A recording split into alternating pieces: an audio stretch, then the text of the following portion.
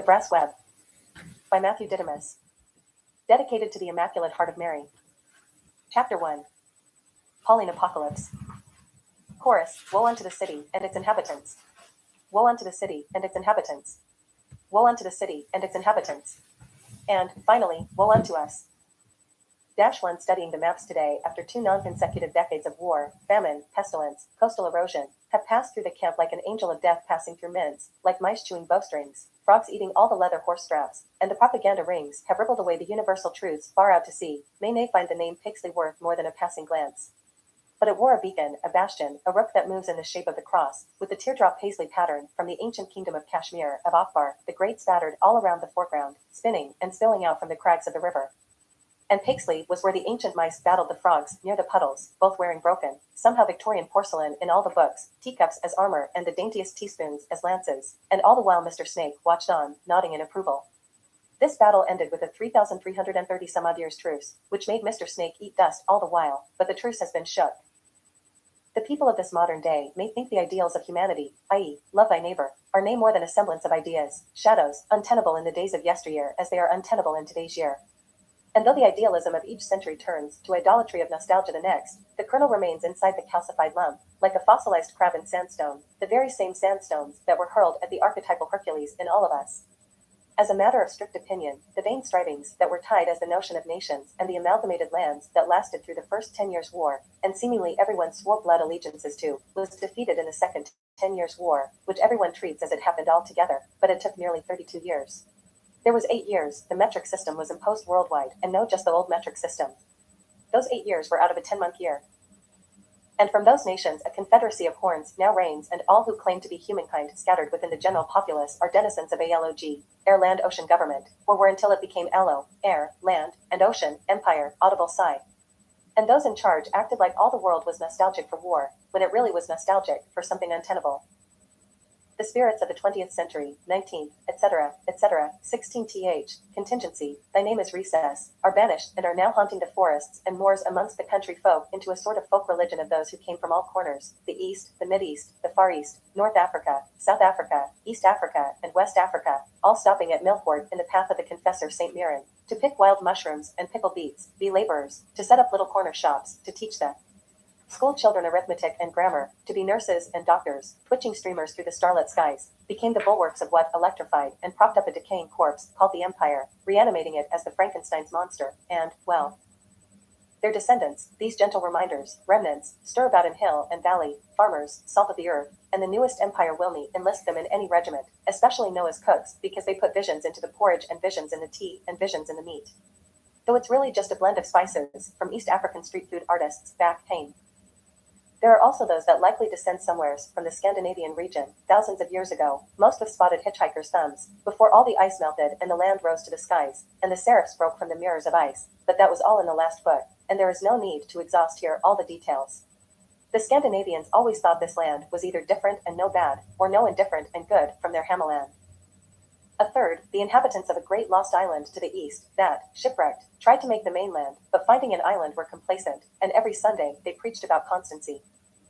And then there are the pure painted ones. You can if you see The old languages are nearly gone, wiped out by the fellow whites, the culture was commercialized, and then Americanized. Then there wasn't anything left after that, lads.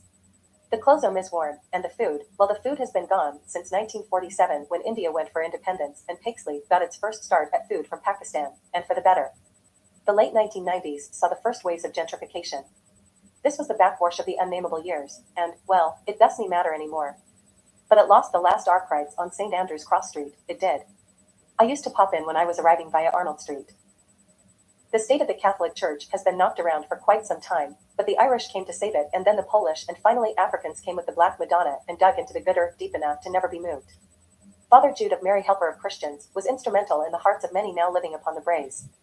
He was remembered for his handsome smile, his large black hands holding the Eucharist as proud as St. Joseph held the infant Christ, and his singing of O Sacrament most holy, O Sacrament divine, all praise and all thanksgiving be every moment thine after the consummation of the Eucharist. But they are ungovernable, the wild, godful people. Whereas the governable are godless. Know that they don't have many gods, all of them money, and know that the godful people don't ascribe to the order of altruism. All ships pass on the sea. Aye lads, they just refuse to be captured again, they're free. One has to read up the ancient manuscripts known as the Bible, but the ruler of this world, Mr. Snake, isn't God, is furthest from God, isn't even the measuring rod, lads, but nonetheless is still ruling over anyone who hasn't shook him off by looking to the cross or the crescent, symbolically Catholicism and Islam. For these having Mary, the Black Madonna, Queen of Angels and Crusher of Snakeheads, as the perfect example of the eye to God, the Kierkegaardian leave to go about as a hind on the hills, as a witness, an apostle, but blessed even beyond the greatness of Princess Asiya of Egypt, who adopted Moses, for so much more, for she bore the Christ child, and as Jesus said, she was no merely blessed for raising him with her mother's milk, but because she followed God's will. And furthermore, he demonstrated how great a mother she was when he said that she was no merely blessed for being related to him through blood, flesh and bone, but because she heard his words and did them, as the one who came from God. And that he heard her word and did it, for she was the woman, the new Eve, given her title at the wedding at Cana. Now the two, the crescent and the cross, are one through the Christ, one through the angels.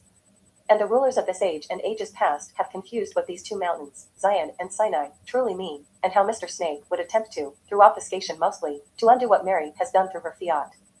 Oh, how Moses spoke so well, but was understood so poorly by the menfolk. St. Luke has a few words, and the whole Queen of the South rising up, where Jesus declares that the Black Madonnas will rise all throughout Africa and throughout the world. The second quarter of the 21st century saw the great wave of migrants after Scotland won its rights to its migration policy. Most came to be with families that had already been started by some great matriarch who had made the journey as a young girl. These sojourning mothers came from Great Mother Africa, the Middle East, Bolton, Hinesley, from all corners wearing paisley shawls as some grand vision that wasn't concocted in Victorian myth, but ancient magic, the powers of creation, endowed by the Father Sky for Mother Earth to be the waterfall, endless creation regenerating through the seasons, the moon and the turtle's shell. Good paisley-shawled mothers know how to cook the traditional cakes on holidays for their paisley pajamaed fathers though. Ideas such as traditional love and spirit are relatively taboo in the secular world. Though there isn't a reference to notions of good and evil by the government/empire, which Scotland now is a client state, only what is eliminated and what stands, as in the material world, is no supposed to contain these words, since they are ideas, and what the imagination of another eliminated word would bend and shape them to mean something material in the mind, heart, and belly of man, as it were, and so existing as the concept, the material concept, but if it can be materially produced. It doesn't have a usefulness to the empire, and so is imagination, and so is immaterial, unworthy to be cloaked. Ideas, the loftiest ones as it were banished and naked as a poor tom cat. The holidays are no meant to be celebrated, but within some hames the days are remembered. They used to be bank holidays and all, and the churches of various religions still are free to celebrate, but it'd be unlikely that church and state would see some quasi-king/priest reign, though. Even a lapsed quasi-agnostic with any blood of orthodoxy wouldn't be allowed to serve very high in the empire, for a reverse to the reasoning of the old theocracy. Atheists and agnostics couldn't loyally swear oaths if they didn't pledge fealty to the god the government had sanctioned was all right to worship from a purely unfeeling way. ALOG minus 288.8 inch. But under ALO, not a theocracy, it was reversed, so that if you believed in God beyond an unfeeling way, you were thought a candidate for the Lateran Water Tower, part of the Lateran Water Hospital complex, a sort of country estate. The tower was developed off the Lateran Water River, which flowed into the Cartwater River through Paisley during the reign of George III for the Mad, a sort of landmark to the east of Hawkhead Road. The next sort of landmark were the industrial laundry that sat in the woods of Jenny's Reserve on the west side of the Cart River, where many of the remnants of industry sat. The old iron foundry, that in years past wore to blaze on Seething Lane, via Seat Hill Road, bedazzling the skyline babies, sat desolate on Desolation Row by the cart, with many the desolation angels going from its large smokestack to the spires of St. Mirren's Cathedral. The old shawl and pajama mills had all been torn down, save a few which were now offices and flat suites to let. At night spotlights would shine, and the shadows of the architecture of the old buildings seemed to be alive, breathing, sighing, seething with the past. The Candlemas had been, though nobody mentioned it, nay even the angels, who wandered again from the spires down the road to Harvey's, a little pub down there on Glasgow Road there. Some folk indeed patronized both church and pub, but were the ones who wouldn't talk of it the most, though within communities of the old folk it was known who held on to the old ways, and who patronized what, organized religion, had been propagated as a great danger during the first and second virus, though all gatherings/organizations were thought dangerous. Only the dead wore religion with any lasting, dignified sense, though simple rain would dissolve their stone markers as well. But these days no one would dare have had a cross or crescent-shaped tombstone, no in the last 15 years, just maybe a little T or C imprinted. The large windies of Harvey's fogged up from the heat inside and the damp cold outside. Though the fog could be wiped away to allow for a glimpse to look outside, it would close in again with condensation and veil what passed, thus the veil wasn't lifted but kept in place. A call came at the phone, but it was just some bird asking if they was open. Unbeknownst to the tinkling of beer and cider glasses and twinkling of scotch and gin chasers, a wee blur named Ronnie Webb walked past in a blurry coat, leaving behind a dragline of glowing, molten brass. And the angels peeled off their perches and followed him, for his mother had prayed a subah for him. He kept his head down the blurred road. After a few blocks he took a sharp right. He always took corners perpendicularly, which incidentally was south, down along the mossy, flowery, damp, grayish-green stone wall. Behind the wall was residences, cookie-cutter hames with little red and white stones dumped in front and leveled out for driveways. The kind of hame you'd say to the missus, pretty good, aye? There were trees that hung over the stone wall, and from time to time Ronnie would duck and weave like a gallant weaver, conscious of any oncoming, or rear-coming, pedestrians, or cyclists' movements, for as he was a rook, chariot, that is. And the angels knew if he could move up the board he would be as valuable as, oh say, a rook and a pawn. Eventually, he came to Hawkhead Station and went over the false hill. The train tracks ran under the false hill, and Ronnie liked to time out, so he could either see a train coming or going. His dad told them they went over a bridge that was also built during the reign of George III. Atop the false hill he scanned down at the platform where the train cars landed, and he looked up to the glorious green braes that surrounded Pixley. The furthest one had a waterfall his parents had taken him to, the closest was a cemetery, and far beyond the cemetery was the Lateran Water Tower. His grandmother's house was just across the road from the cemetery, but he was going just past it to a corner shop before coming straight back home to his mother's. When he came down off the hill he crossed over to the side where the cemetery wall split into a tall black steel fence, presumably so people could look in to see the graves as they passed, and no, so the graves could look out, and as one passed one could see inside. Hawkhead Hill, the cemetery hill, though some called the fake hill, Hawkhead Hill, a faux pas for sure, a mass to the east, low and long and luxurious green, and fiat lux, though, clear's throat, fully encompassed by this perforated wall. Many of the gravestones were from the First and Second World War. They made a new cemetery for WWIAI, but we call it the First 10 Years War now, /. The boy looked within the damp, mossy gravestones scattered uphill, and throughout there were the damp trees whose branches often were so saturated with heft that they'd split and fall upon the stones. There was the gorse. The cemetery was so large that it had to be maintained by the council, but the lowest parts were continually flooded, and between the floods and moss, ivy, lovebind, woodstone, and gravity, the whole graveyard was becoming a grave unto itself. Close to the fence, Ronnie saw a large cross that had been broken off at the base and was laying in two further sections on the ground, half in the water, under a tree branch. He remembered a cross being in his grandmother's house beside his great-grandmother as she lay dying on the pull-out couch. His great-granny and the cross had the same posture, similar anyways. The cross beside her had the same sort of weaving design inlaid. The name of the stone-based cross couldn't be read, though Ronnie spied out the tops of a few letters. He sometimes thought that was his granny's, since he didn't know where it was exactly. Her funeral was blocked in his memory due to severe knee pain he had the entire time. But he reverenced this broken stone like it was hers. He felt sad it was broke. He felt sad all day, because a dream he had about his great-grandmother. His great-grandmother died in her nightgown, and although she was still in her nightgown, she was standing alive in his dream as the sun in the day, arms out like the cross. Driven forth from this pensive moment of recollection, Ronnie kept down the road. A pool of brass remained where he had stopped.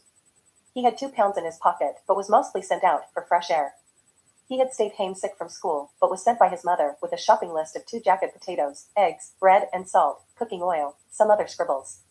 Ronnie had made the trip before with his mother, and the shop owner was well known to the family, being the uncle of Ronnie's uncle's longtime girlfriend, and for his shop, serving to all in the community.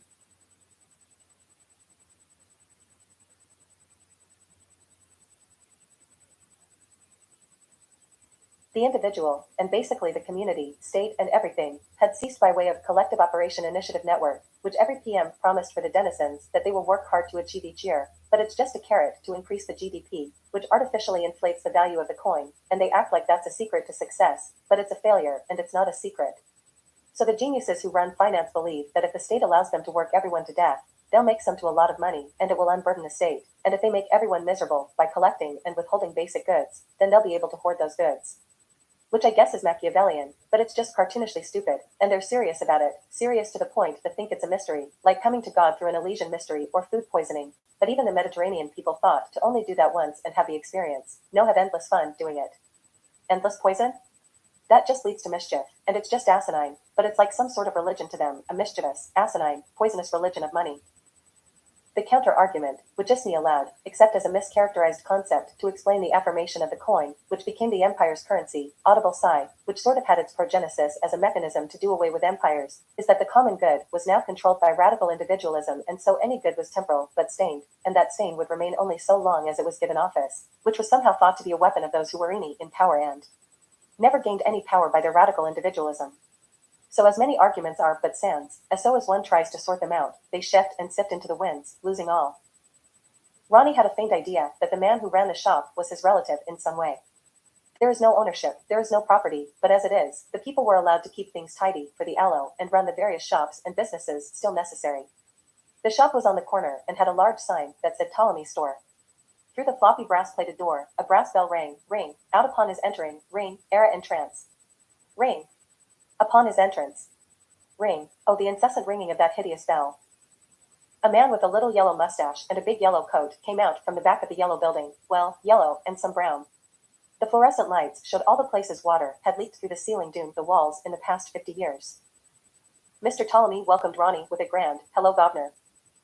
Ronnie was familiar with the shopkeeper's mannerisms, but they made him feel awkward as he couldn't relate to any adult and certainly was usually never addressed as governor or son or even by his name by anyone outside his family, except for attendants, which he didn't hear today. So, he did carry this vague idea Mr. Ptolemy was his uncle. Hello. I have things to pick up for Mum. Ronnie tried to hand the money over with the list, but the shopkeeper turned his back. Ronnie tried to wiggle for him to spend a pence or 2p on something personal, but he was eyeing the cheapest candies in anticipation nonetheless, all the more even. Oh, she rang. And I have the things for you. He shuffled the grocer's shuffle behind the counter with a few things he had taken the liberty to gather for the lad. The boy stood afar. Well, come here to the register. Have you the money? The money what? Mr. Ptolemy laughed a hearty laugh. No boy, the money. Have you the money? What's it cost? The boy said, walking forward looking at the candy. Let's see as I ring it up. 2 packs of jacket potatoes, 4 pounds, eggs 1.19, oil 1-9-0. Mother gave me a 2-pounder. Oh, she must only need a half a dozen eggs, and just 2 individual potatoes. Ronnie looked blankly. Just there, laddie. The half a dozen. The small one? Alpha of one, 6 of the other? Aye? Ha. Aye? The lad turned where the shopkeeper pointed and grabbed a small one. Aye. All right, so these at 40p, and 40p, 22p, and 90p, and bread, I'm sorry, but it's still short. You need 10p, Ronnie. The lad had nothing to say. He just stared and wanted the ordeal over, and the man sensed this. All right, Ronnie. I don't know. He looked with a seller's fluster and rubbed his hands together like someone trying to keep warm, but just then a spark flashed across his eyes. Would you do something for me? Could you deliver something for me on your way home? Ronnie couldn't find any ground to tread in this whole experience. Adults didn't ask him to do things, he was told what to do, and he did it. Okay, he mumbled after the silence pressed him. Wonderful. So, do you know Mrs. Rainrag on your street? She walks outside on Sundays in her nightgown? Ronnie's eyes went wide, but his eyes had no answer to the questions. Well, just a minute. You know what your address is? 2, Glasswell Road? Aye. And Mrs. Rainrag lives on Glasswell. So, at the corner when you would turn, that is the 1000 block, and it goes down by 100 every block? It's easy, the streets are numbers. You ken the winds, you ken the tune? Gran. Aye, lad. Gran Hecuba says that. She got it frae me. Mr. Ptolemy laughed again. I know 5th Street Auto. Clever lad. Aye, so on 5th Street that would be the 500 block, and Mrs. Rainrag lives just beyond that on the 400 block, 404, 2/2. If you can take this box to her, she always pays every 2 weeks for, well anyway, this box of food is me too large, and you only need to ring her buzzer and tell her you're there with her groceries from Ptolemy, and she will let you in. She can't walk much, but she'll let you in, and then you can go on to your hoose. Okay. While Mr. Ptolemy was delighted, the lad remained deaf to it all. He understood he was doing something, but a fog had set upon his mind, dampening the cortex, the burning bush that doesn't exhaust, though it calcifies with anxieties. Here you are. The bag is yours for your mom, and then the box is for Mrs. Rainrag, right? Right. And here, I'll write her name and address, and when you get to the building you can find her name, right? Aye. The lad was more sure of himself now, that he was being told what to do directly, though if his mom had phrased it she would say, I wrote her name and address, and you will have to find her name, and so on, and so forth, that he could understand. All right, Ronnie, and that's more than a 10p job. Would you like a chocolate? You must eat it before you get home. Oh no, don't he want you hiding anything from your mum? I'll eat it here. Ptolemy laughed. Aye, you're a lad. The shopkeeper gestured to the side, and the boy looked at what was generally no within financial reach, Sam's windfall. He saw the rows of different chocolates and candies. He reached out slowly, but looked to Mr. Ptolemy for reassurance, and the man's smile made him look back and quickly grab a red packaged bar, his favorite. Aye.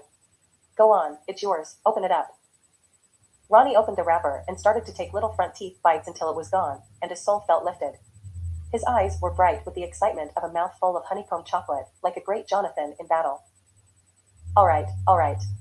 So here you are, Ronnie. You do as you're told, aye? Right. The boy shook his head in the affirmative and reached up for the box. As he was leaving, Ptolemy said, Ta, and Ronnie paused at the door and said, Cheers. Ronnie left, and all his former path of grass had mixed with the rain.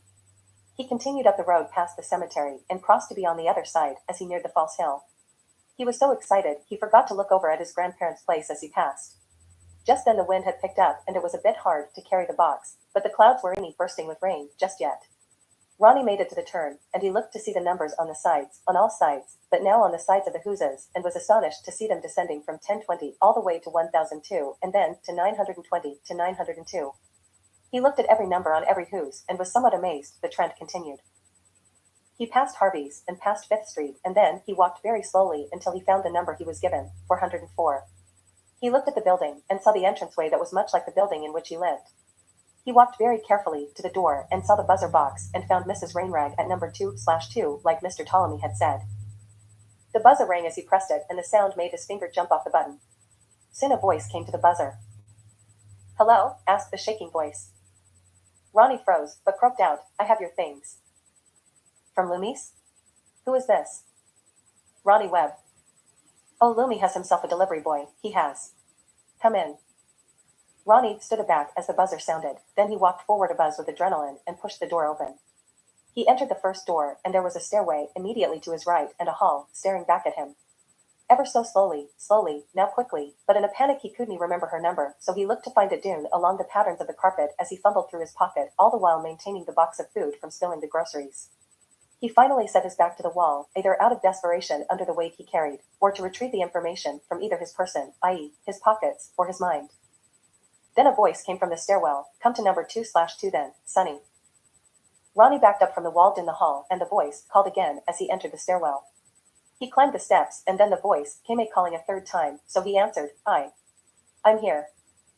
Aye, 2/2, you daft wee ache.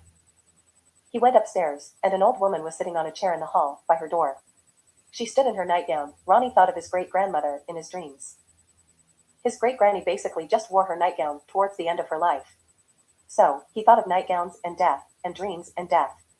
He nearly paused, but continued forward, arms out around the box. His brain felt like it was on a chain pulling him forward like he's to working the garden tiller. His head was shaken, just as much as his did. And what's all this besides, she said. Oh, mine, Ronnie said. Then he corrected, me mum's. Again, just as much as his did. Ah, well hey, he mine there as well. Bring it to the table, will ye? Ronnie went inside, barely scraping by her nightgown, and rushed to the table. He grabbed his mum's grocery bag and stared at the door, and Mrs. Rainrag looked back at him. So, you're that professor's son? Aye. You stand as wobbly-kneed as he used to, she said, digging around. I know your grandmum, you know. Been in Paisley since we were your age. We stay there Sundays. Aye, like I don't know you. And don't go around tellin' people everything about yourself. You're to have the sense to make up names the first few times he met people. And people don't need to know who your folks are either. Just say your dad is waitin' in the car downstairs.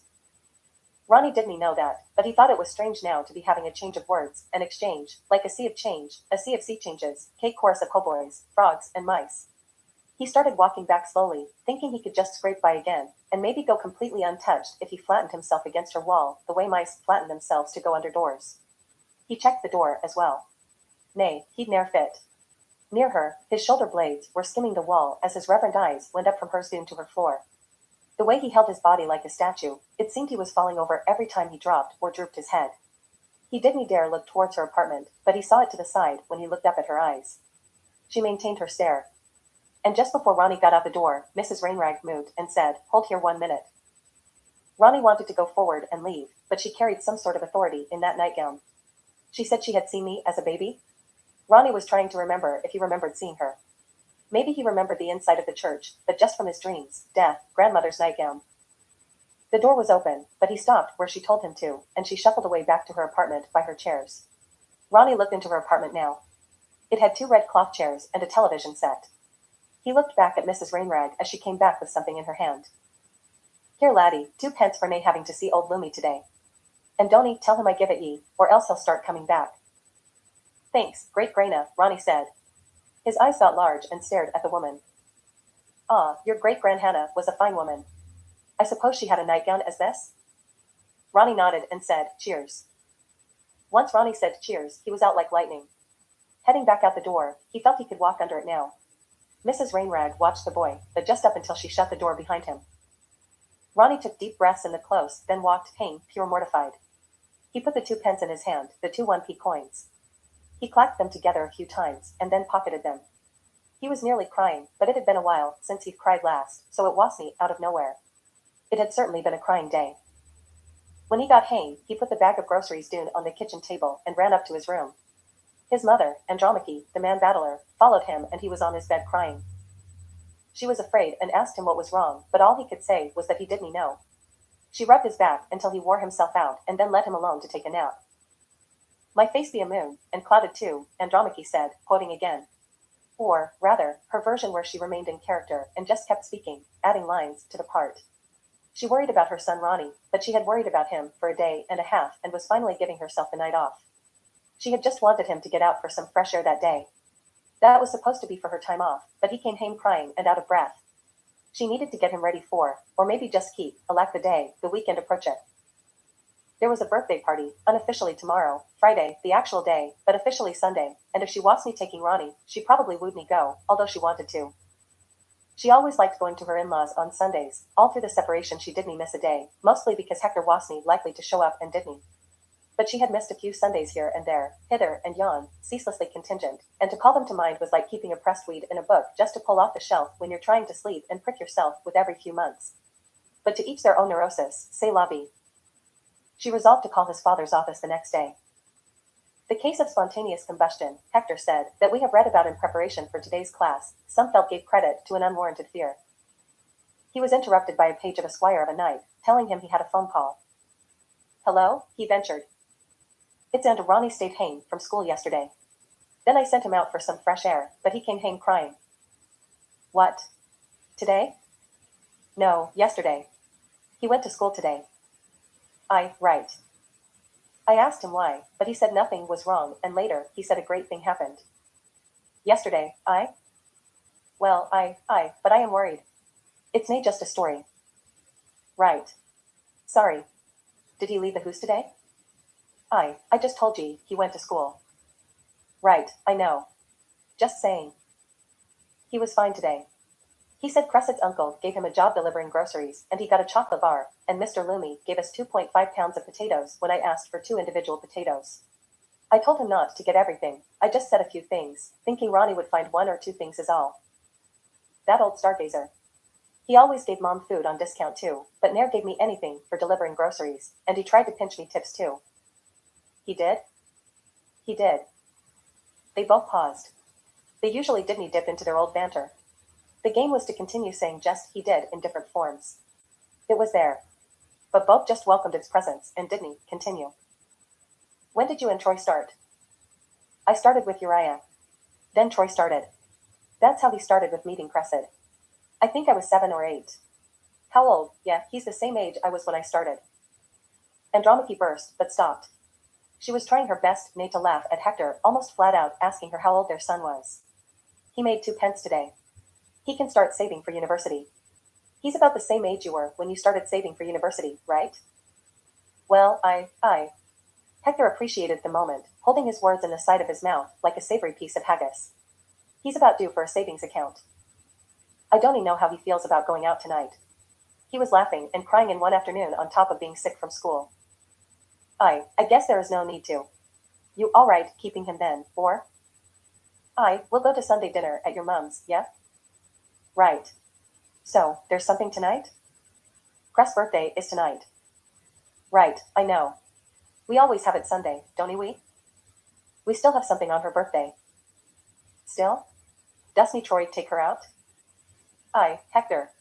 She never wants a party, then Troilus asks her to marry him, and she says no, and then they walk around town all night, and come late to the party, and apologize, and we say it doesn't matter, and we have tea and leftover, and your parents go to sleep first. Still? We didn't stop. How is Cress?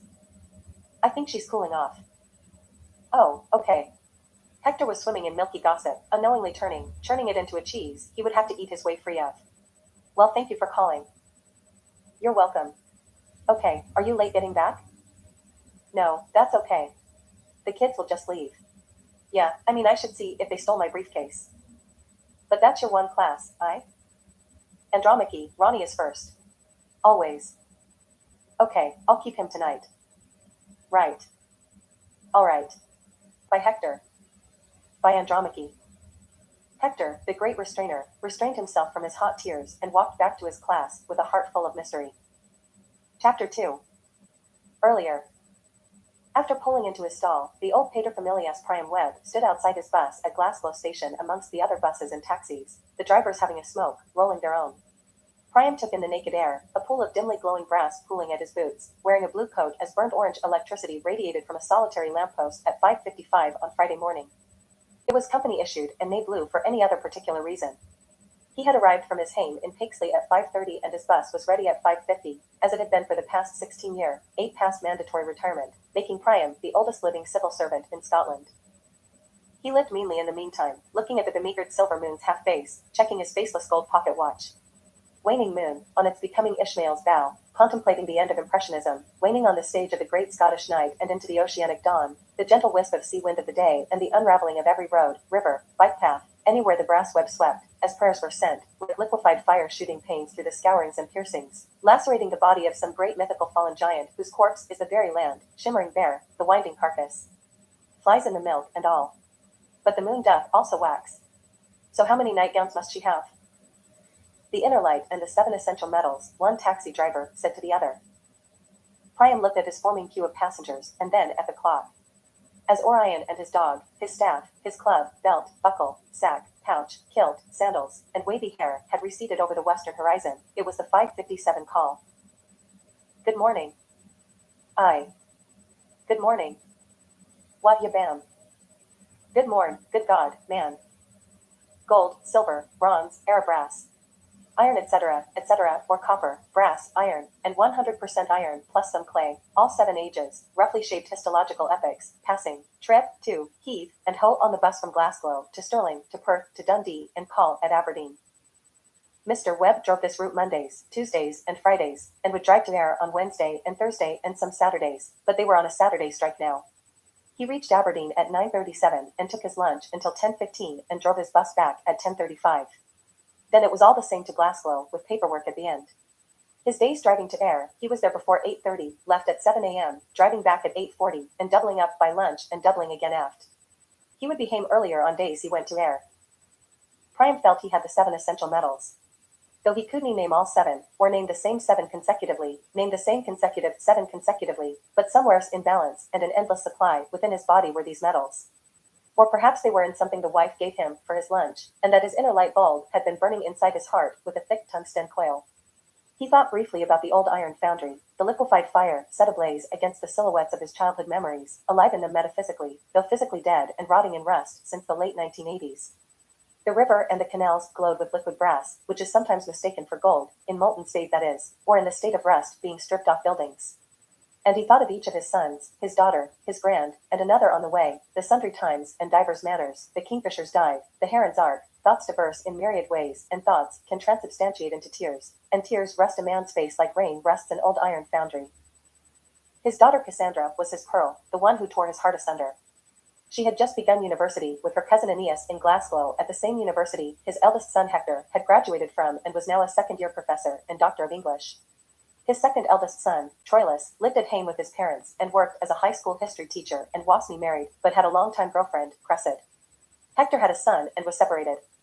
The young Paris had dropped out of school to be married to a gal from Lute Town.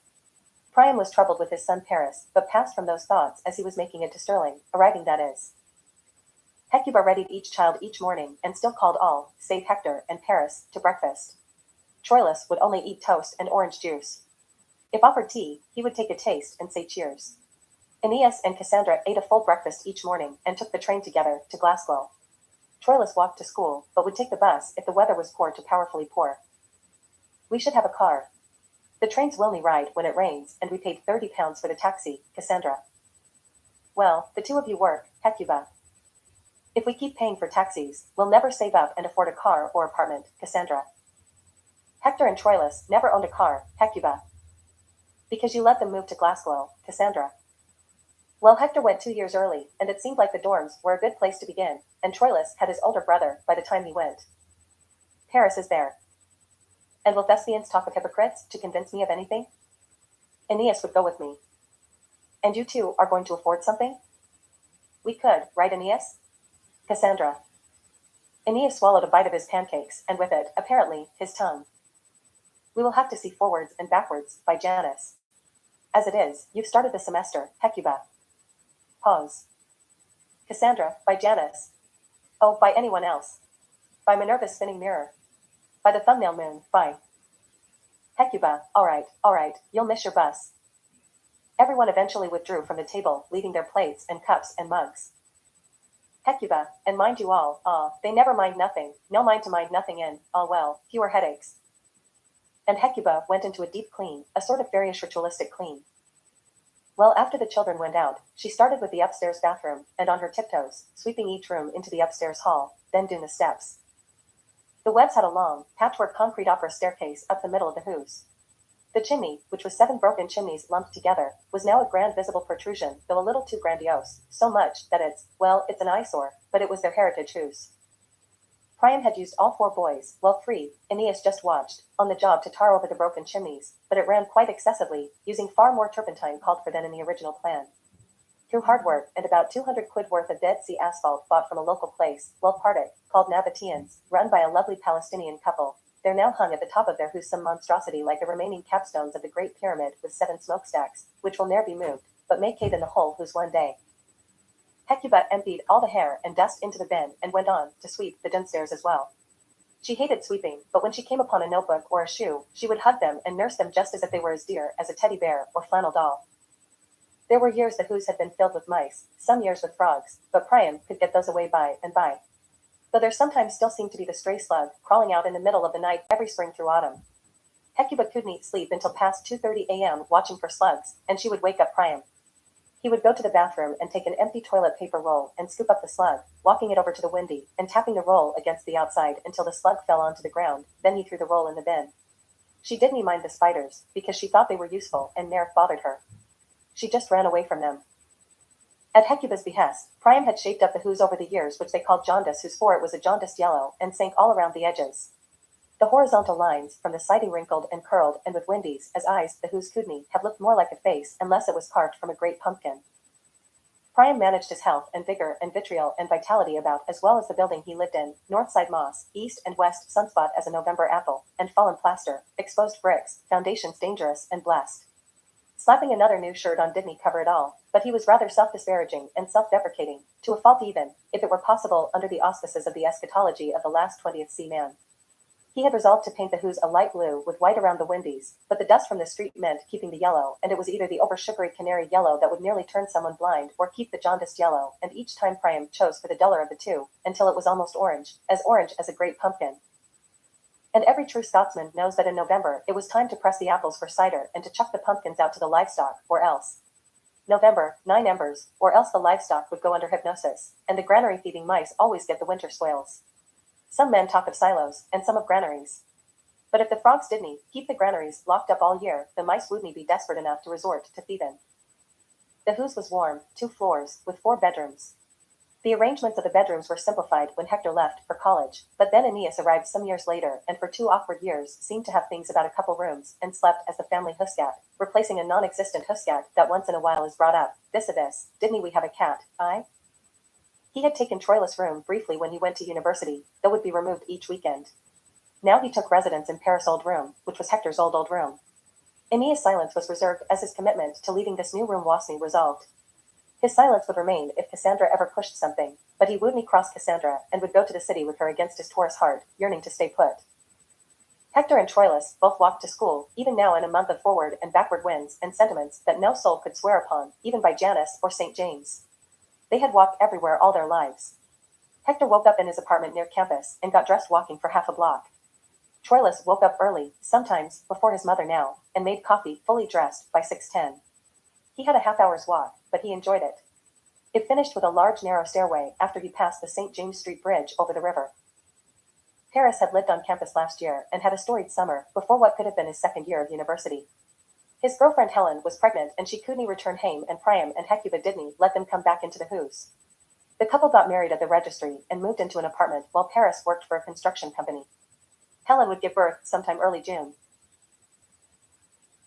Cassandra, singing with mice and frogs and the livestock at lunch break, the Dharma declines endlessly in the marching persuasions of the receding and growing silver moon as the Yeatsian gyres, though in some stages useful as a bow, never to be tailored for a nightgown. The gold sun reigns with tens of thousands of angels along with Mercury, Venus, Earth, and Mars. Gone is the heroic age, the tin age, the age of Jupiter's moons, and men and women made of tin. Then the Dharma ascends endlessly, and there are those of the brass web, foundational to the brass age, instrumental. The copper crowns of Venus upon the wives of bus drivers and the tinfoil crowns upon bus drivers' own heads, but on some special drivers they wear crowns of zinc. The eclipse of the snow goose moon and the new phase, upon the billions of diamond stars, the billions of dances ending with the striding one becoming the kneeling one, howling. The days where the product of one's toil is eaten up by blight, mildew, and hail, and where moth and rust and granary thieves consume. The paterfamilias wore, still shod in the armor of the gospel, praising Christ Jesus' proclamation of the kingdom against all these so-called prognostications and divinations. A Christian hero in a pagan's world will receive a Christian's reward. And Priam will watch, like David, like Zedekiah, like every great father who outlives a great son. The livestock are under hypnosis. The livestock are under hypnosis. The mice and frogs are fighting to their deaths. Crucified. Crucified. Crucified.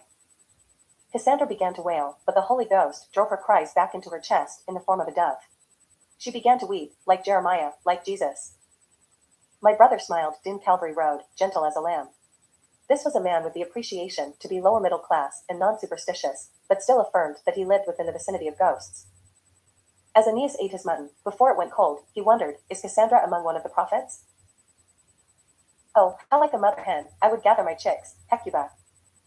And Hecuba worked to order the hoos, and took her ambition towards laundry whilst the dishes soaked. And then, as the noontide crept on, she had the hoos in shape and left the hoos for the shops to shop for supper. She put on her red coat, took 2 empty bags with her, one with lanky flowers and one that was checkerboard. She took a final look at her immaculate hoos and said, the state of this. With a very modest feather in her hat, she set out against the wind and walked over the false hill that was for the train and headed into the thick of town. She went in a loop every time, leaving little trails of brass, taking a long bit on the way to the shop past Troy School, to greet the cats in the windies on the lower floors, and to make pass over St. James Bridge and the river, and on to Troy School. Then she came back to go Ptolemy's shop, just past her who's on Hawkhead. She was happy Troy was teaching in town, and that Hector's wife, that Andromache lived in town, so she was near her only grandson, Ronnie. She walked past the train station and past many apartments that all looked the same, but frames passed in the windies of other people's lives. Hecuba was rather put off when someone had their curtains opened. She'd much rather they had them shut with a cat there as if it was on a little stage, though indeed Hecuba mused that she was the cat to the cat, and that she was on many stages before them. She walked in any kind of weather, inclement, non-inclement, like a feather through the heather, but she might stay in for the winds may wag. Though even the wind couldn't deter her if she determined to pass the school as she prayed a subah for her children, so all would glow with brass for the remainder of their afternoons. Hecuba knew the town since she was a young girl. She drifted her eyes over familiar roads and buildings. Some years ago, they tore down some of the older places, like the old school. There was a band who tried to write a song about it for the town's festival, but the only intelligible words between guitars that sounded like strangled seagulls were the erroneous crowings of, they tore the old school down. They tore the old school down. They tore the old school down. And the last few years it had been all new buildings, developments, allotments, developing allotments, and allotting developments. She looked at the empty schoolyard and took the turn, keeping her eye on the building until she passed it. She made her way back home, but kept walking past, kept going on until she reached Ptolemy's store. The brass bell rang. Hello. Oh, Hecuba. All's well, is it? I, Lumi.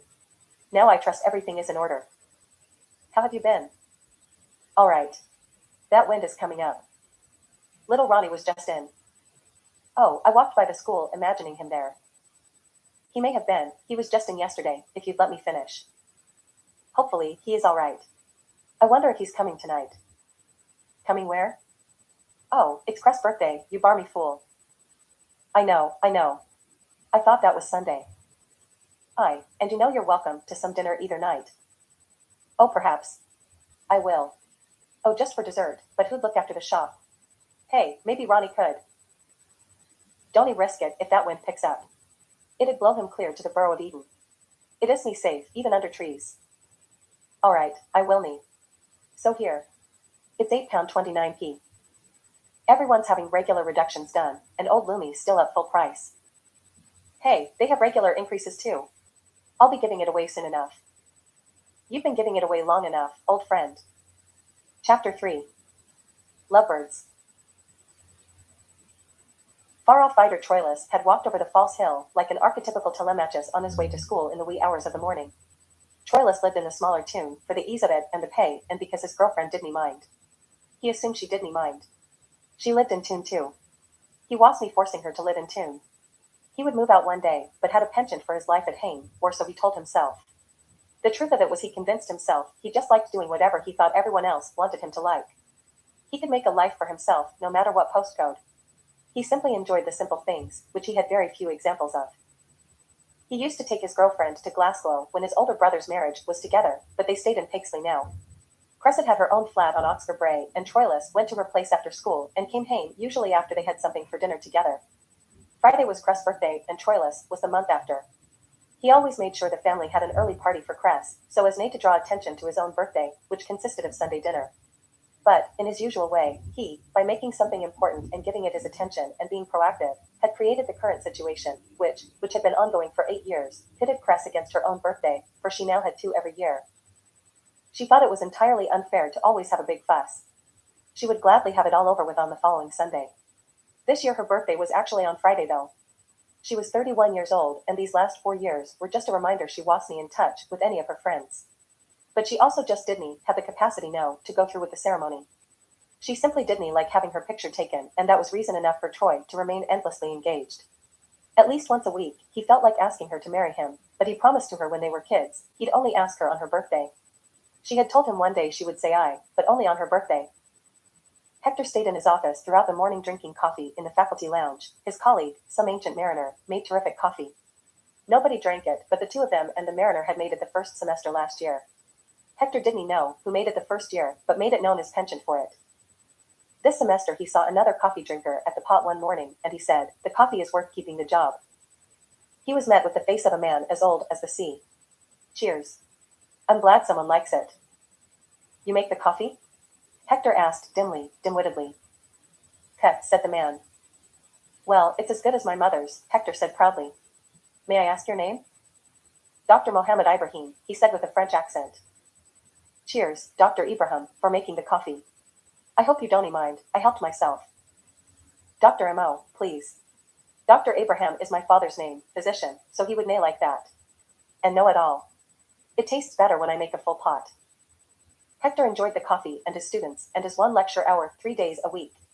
Dr. M.O. always had a pot of coffee for him while he was in his office grading 8 or more hours. The 3 days he lectured, he usually stayed late. He had a few students who would talk with him after class. They were convinced that Dickens wasn't a real person and that he simply was a Victorian construction, a collaboration. There was even a book about it some years back. Hector had never had much of a problem with any historical character being tied to myth, but for some reason tying Dickens to that moniker was a bridge too far, or a sort of feudal bridge, a bridge to outer space that couldn't bridge anything but could only be a broken pier on the spacey sea. They also didn't believe in Tennyson, but Hector didn't have as strong as feelings about that, though he was equally sure they both existed. Helen, pregnant with meaning, met with Cassandra and Aeneas for class. Paris was eating a sack lunch just off the worksite. His belt and his boots, both with caked mud from building the new housing quarter of town. He had made a little life for himself and his wife when he was forced out. He hadn't wanted anything to do with college. He loved Glasgow, but university wasn't part of his life. His life was mud and he loved it. As it stood, he didn't intend to move back to Paisley. Priam pulled into Dundee for his final stop before Aberdeen, his penultimate stop, leaving only a pool of grass as the trail started anew. He would stare at the coast occasionally, but wanted to get off the road and would just bear doom to get into the next station. He had seen the coast at the harbor, but no beyond Aberdeen. He only knew the coast by the road, but saw it every week. He enjoyed the coast and the travel. He thought over each of his children's lives as he drove. He thought of Paris and being a granddad again. He thought of his younger children, but they would be in the Who's with Troilus for a while. His thought now was to Hector, and how he would tell him what the countryside looked like for many years, and how he'd buy him and Troilus the 2 full trip tickets just to ride the route. That was him. The final stop in Aberdeen fell suddenly upon him, and he jolted and bolted like a colt, the foal of a donkey, in his seat as he eased the bus down.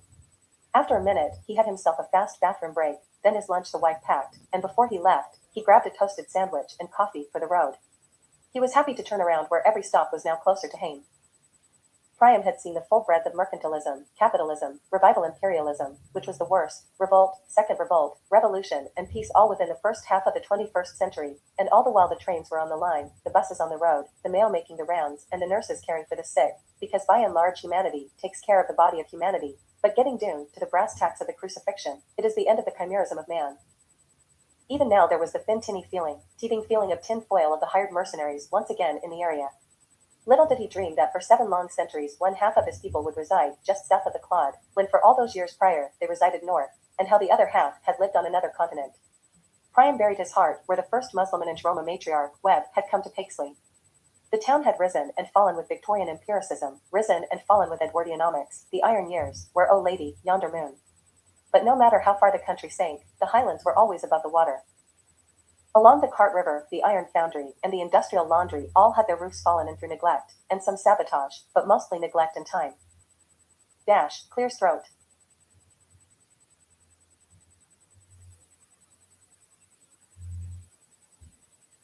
Through time, neglect, and some sabotage, the iron foundry and industrial laundry along the Cart River all have had their roofs fallen.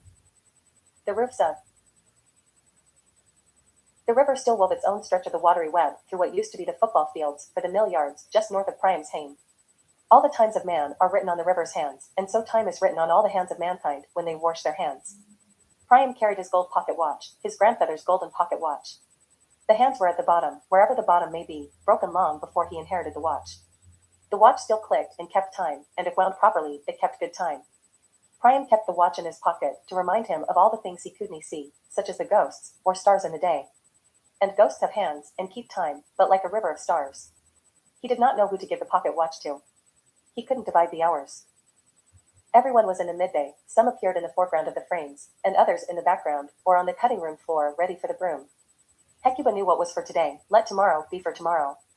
Her mind had followed the selfsame path, through the stones, the fairy stones, into the miles, and into the miles a certain concentration that could fall into a stillness of mind, or a destruction of the mind, but her concentration of the typical upper 50s breakdown remained steady, poised for a breakthrough rather in her mind and a spirit of completion of her mundane tasks, Vitalis peccata mundi, and then she would leave for the shops.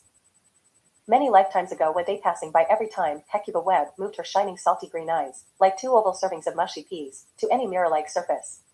Any temporary reprieve came from her daily walks and Sundays, or from these mirages that danced in the sunlight on her shining countertops. She treasured the Sunday church service, but also treasured her walks. She treasured creating brass lines around her surroundings, wearing out leather heels, and seeing all the lines her children made. She had made these lines many years ago when her first son jumped grades and her second son was also doing well, but this was her oldest round around the tune, down through the center and back northward past the schools and pubs.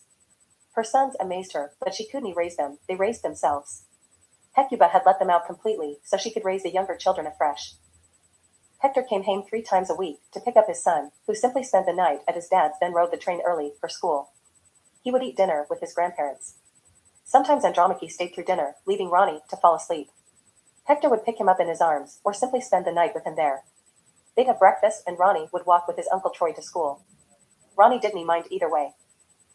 Hector still knew where his mother would be on her daily walk and where his father was on his bus route every day, as did Troilus, but Cassandra and Paris would be constantly confused by the schedule. The older brothers knew the moon phase, and the younger children, when asked, couldn't he say the month. They were artists, actors, inanimate until given a part. Hecuba let them be actors, and then they went out into the world that way, but she had their older siblings of whom to make roles. She made them read Hector's and Troilus books, and she made them rehearse how Troilus or Hector would play the role, and that has been their success. The earliest roles at 10 were for annual high school plays, which were unvisited until the end of their tenure. Their senior year, they played in a stray version of A Winter's Tale in springtime when they had done A Midsummer's Night Dream so understandingly in the fall. At university, they planned to spring into something. The push from their mother to get their degrees in the meantime was meant to finalize the role of acting as their older brothers. They were any the St. Augustine, St. Jerome of their older siblings, but they were in charge of their own Teminos. Aspiration is indeed a noble flame, but some flames burn only for a night. Is it the lack of force in the will that's to blame? Or is this aspiration merely fueled by spite? May aspirations ne'er err, or if indeed they err, may they be made right. The Webbs had continued beyond when their proverbial oil should have proverbially run out, so they were pushing what they could, in their way, out of the way. Hector welcomed the presence of his family name, but was called Dr. Hector by his students, and since this semester he was asked to teach, and if he had to teach, by his guiltless mirth, he would teach Dickens, though he was thought of as Dr. Hector on paper, he was indeed just Hector. He loved Dickens, only to laugh at the length at which he wrote. As a boy he bought a near, complete work of Dickens at a thrift store and just decided to include Bleak Who's within his spring schedule.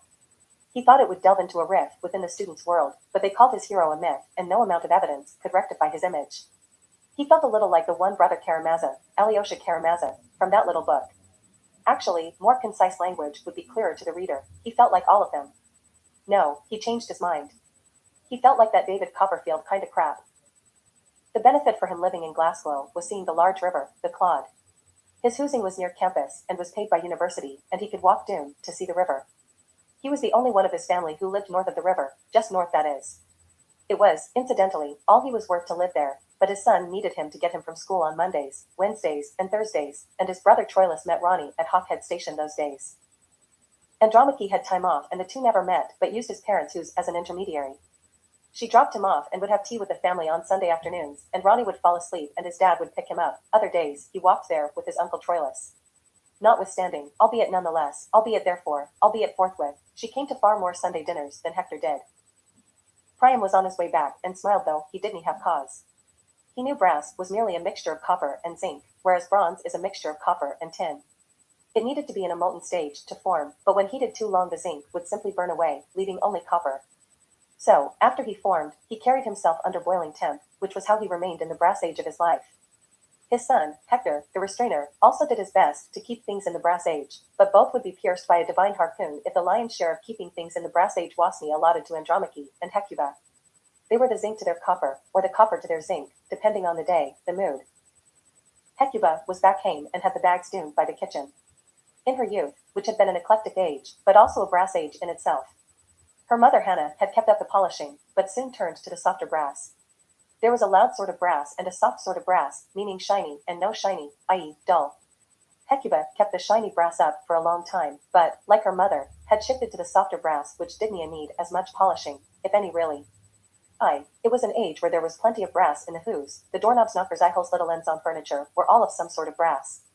The doors were brass, the keys. There were even little bits of brass of her mother Hannah's by the pull-out couch to this day. The brass buckles on her little black shoes, and the buckles on her little black purse. Some of the groceries she would put away in a minute, some she would prepare to cook. She set the kettle to boil and read from the magazine Andromache bought, The Black Madonna, the Blacksmith. Every who's a hame, and every hame a Hamlet. And while Hecuba polished the soft brass, she wondered at the smithing, the tempering, the curing the Black Madonna could do with the 7 essential metals of her heart. And did they know that the mother of the word had each of these 7 essential metals as a sort of sorrow? Aeneas and Cassandra went through an acting class to study Ben Ianson. He didn't mention he heard her singing and was all the more puzzled at her curious banality. Hector was surprised there were students left and began lecturing. The case of spontaneous combustion gave credit to an unwarranted fear. This accreditation thus compelled the warrant without merit. He paused for canned laughter, then looked out the window thinking of someplace miles off. Though some people inexplicably did burn up. Troilus was heading to Cressids as the high school let out and the Waynes were heavy afoot through the tune. Hecuba was at tea with a teddy bear. Paris work let off at 4 o'clock because of the rain. Aeneas and Cassandra would hopefully be finished at 5 o'clock, if ever. The wet road wore on black mile after mile with the trees and braes running across both sides of the road shining luminous green, like mounds of mushy peas, along rows of stone walls. Priam had given way to the coast and was heading home. His last long route to relax. He drove back into Glasgow and filled in his paperwork and would have been ready to catch the 5:07, but noticed it was raining. After he handed in everything, he was walking out and running across the street as it was now pouring rain. Hector let the kids have the option of quietly reading or leaving, and everyone just left. At the time it started to rain, he had resumed through another hour's work only to see it was raining to beat the band and tap upon the backs of the bleeding sheep like drums. He saw the clock was just at 5:15 and thought of his feather. Had he snuck out on the 5:07? Then something came over Hector, and he pushed all his papers into a neat Ionian column and turned it sideways into his briefcase and walked out. Out of the building, he ran because his briefcase was leather, and it would dry, but it would be rain-spotted, and he ran nonetheless for being outside. Little coin-sized droplets of copper came following after. He never carried an umbrella, and his briefcase could never be so dense with weight that he couldn't switch it from hand to hand and make his journey. Though, he wished he had better shoes, Oxfords from Andromache. He thought he'd forever be in. Priam saw all the trains were postponed for at least an hour, but still took the chance to call a cab. It may stop raining within the hour. He went into the benches and sat, looking round at the busy people. They crossed paths 1,000 times and never remembered where anything was without panic, drops of iron, brass, electrum, quicksilver falling out their pant legs. He heard the rain upon the high glass roof and looked at the rows of idle trains. Hecuba had started the dinner, but slowed down when it was raining. She thought everyone might be late for the train, so she relaxed and cooked in the rain. It was always nice to have a baby in the rain, but she settled for the teddy bear she put on the counter.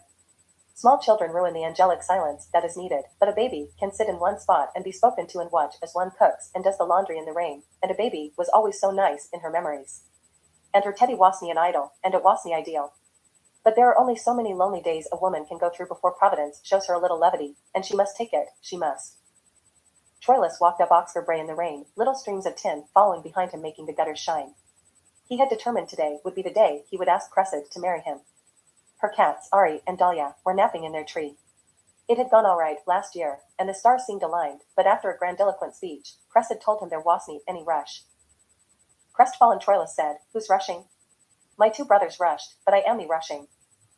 "But it is as though we are married already, isn't it?" Cressida. "Right, all the reason to actually get married, Troilus." "I don't want to make the news, Troy, Cressida." "So, are we engaged?" Troilus. Troy, Cressida. "Did you want me to ask differently?" Troilus. "No. I was really touched. I just don't want the attention in my life now, Cressida." A silence watershed and threw itself through the wash like a wave upon the wavy sea, and either life began again or fell away and rotted. "What did you eat today, Chips?" Troilus, embracing her with his arm. Cressida, smiling. Priam watched the cancelled line flip around on the screens until the later arrival said delayed. He wondered when he might get home now, stretching out his legs again. He never was tempted to buy more than a coffee, and if a coffee may be a little cake. He stayed on his bench today, with a pool of soft brass collecting beneath him. He had long been a charioteer. Hector had started walking because of the amount of people, but he darted and hopped along like the little hop-pie birds of Glasgow. He entered the train station and looked for the signs. He saw the cancelled lines upon the screen and looked around at the large numbers of people. They moved, and he couldn't look at a face, and he looked for places where people sit down, and he managed to walk against the current with his somewhat dripping Oxfords. Down around the pillars of the whole structure, Hector read where the train to Pixley would be, and he started off to buy a ticket after he acquired the information. He acquiesced to go home, reaching a lone figure on a green bench. "All right, Hector." "All right, Hector, Priam." "When's your train taking off?" Hector. "Oh, maybe 6:30. Hey, did you buy a ticket to get here?" Priam. I'm going. I might be going to Andromache's. Ronnie stayed home sick yesterday, and then kind of had too much excitement for some reason. I thought I'd stop at his mum's, and then come over for that. Cressids. I have all the papers I need to read in my briefcase for the weekend, so Saturday might just hang OT. That's great. How's college? University is good. Good enrollment numbers, and I've been teaching one class by myself since Dr. Moles broke his hip. Why can't he teach? He doesn't use electricity, will he use the lift? He doesn't use the lights? His class faces south, so he has light all day, and anyways, he can't get to the fourth floor. Right, that's good that, Priam, staring off at the open end into the fog and rain. After a while Hector called his dad back. We might expand our department if the enrollment increases in the next few years, so I'll keep it. Keep what? Priam, distantly. Teaching my class. Moles might give it up. Priam. I never could get into any business. The school or the private sector, it's all a business, only church, hospital, the post, the bus, and the train are the true civil service.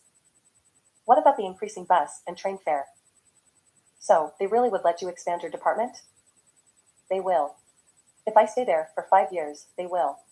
They reward whoever hangs around the longest. But you'll only teach the one class? Hopefully, I guess it's contingent on some of the others retiring. If just one retired completely, I'd have full employment. Well, keep reading the obituaries. How's Ronnie? Well, his mother is taking care of him, and I can give her some time off. I don't know if I'm coming home though. I can just come tomorrow, but I will decide on the train. The rain had stopped before Aeneas and Cassandra left play practice for the train station. After purchasing their tickets, they saw Priam with Hector. Cassandra ran up and threw her arms around Hector. Hector warmly received her and handed her off to their father, who she also hugged. Aeneas kind of nodded his head in a vain attempt for Hector to nod back at him. Hector, why are you here? Cassandra. I'm just here with Dad until his train leaves. Why are you two here? We take the same train, no usually together. I don't think it's going to start again, Priam. But they let us buy tickets, Cassandra. They let me buy a ticket and I might may go, Hector. When's the last train? Cassandra. 8:55, but we should see about a cab if it's all of us, Priam. No more cabs. We already paid. Cassandra. Paris and Helen called and spoke with Hecuba. They said the rain was too bad and couldn't get away. Hecuba understood and said she would tell Cressid they wished her a happy birthday. The two stayed and ordered in. Troilus and Cressid came over early to find Hecuba cooking. She was happy to see them. I didn't expect you. It's just past 7. I do wonder if anyone else is coming tonight, Hecuba. We didn't go to the movie, just got a cab here. The wind has picked up, but the rain has stopped for a while, Troilus. The mere speaking of wind made Hecuba recoil. By the by, Paris and Helen called to wish you a happy birthday, Hecuba. That's nice. Cheers, Hecuba. It's pretty bad out there. Don't expect anyone really, Cressid. Hecuba went back to the kitchen and said dinner would be served in 10 minutes for whoever was there. She came back out with tea bags and a tea kettle. Cups were already on the table with glasses of ice water. Troilus made 3 cups and added honey and milk for Cressid and milk and sugar for his mother. He went out to the kitchen with her cup and little plate, and she smiled and kissed him on the cheek. Troilus and Cressid sat at the table. He took his tea black. He was only going to drink it for show. He just didn't want to be asked to have tea later. An hour later, after supper, 3 souls walked in. Oh, you're soaked. Hecuba cried. We got let off right at the door, Priam. Quickly go change, for some supper you too, Hecuba. Aeneas and Cassandra ran into their respective bedrooms. And Hecuba ran into the other room to get a towel from the laundry. She came back taking quick little steps. How was the bus today? Hecuba. It was fine, the train just quit on the last part of the day, Priam. I never heard from Hector, but Andromache called, Hecuba. He met us at the bus station and then paid for our cab. He went on to check on Ronnie, and he'll come back, sleep over here, Priam. Oh, wonderful, there will be some supper for him as well. Quick and go change for Cressid's party. We're having dessert. Priam wandered through his living room where Troilus and Cressid were on the couch. Happy birthday, Cressid, Priam. Thanks, Priam, Cress. How are you too? Priam. Well, and you? Cressid. I'm fine. Having seconds on dinner? Priam. No, just for dessert, Cressid. Is it raining now still? Troilus. Going to rain all night, I suppose. I gotta change, Priam. You want a cab now? I'll go with you, Troilus. No, I like to see you around your brother, Cress. I suppose he will be good for about 15 minutes before he kicks Aeneas out of his old bed, Troilus. Chapter 4. The Apostle. Andromache went to Ronnie's room as Hector stood in the doorway.